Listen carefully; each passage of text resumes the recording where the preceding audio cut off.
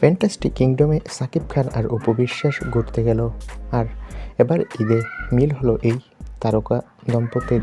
বিস্তারিত জানতে ভিডিওটি শেষ পর্যন্ত দেখুন। ঢাকাই সিনেমার আলোচিত অভিনেত্রী হলেন অপু বিশ্বাস।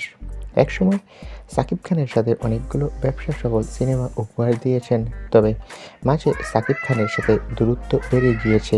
তবে আবারও তাদের মিল হয়েছে। এবছর ঈদে তার বেশ কয়েকটা সিনেমা মুক্তি পেয়েছে, আর এতে অভিনেত্রী খুবই ব্যস্ত ছিলেন। কিন্তু এই ব্যস্ততার মাঝেই এবার সাকিব খানের সাথে ঘুরতে গেল ফ্যান্টাস্টিক কিংডমে।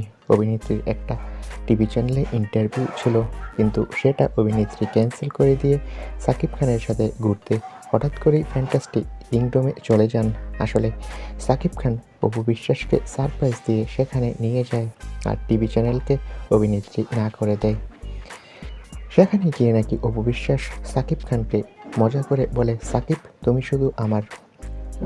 অপুকেও সোজা জবাব দেয় সাকিব খান, বলে আমি চিরদিনই শুধু তোমার। আর অনেক দর্শক তাদের এই রোমান্টিক দৃশ্য দেখেছে।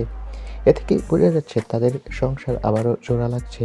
তো বন্ধুরা, এই বিষয়ে তোমাদের মন্তব্য কি কমেন্ট করে জানাও, আর আমাদের চ্যানেলটি সাবস্ক্রাইব করে পাশে থাকা বেল আইকনটি বাজিয়ে রাখো। সকলকে ধন্যবাদ।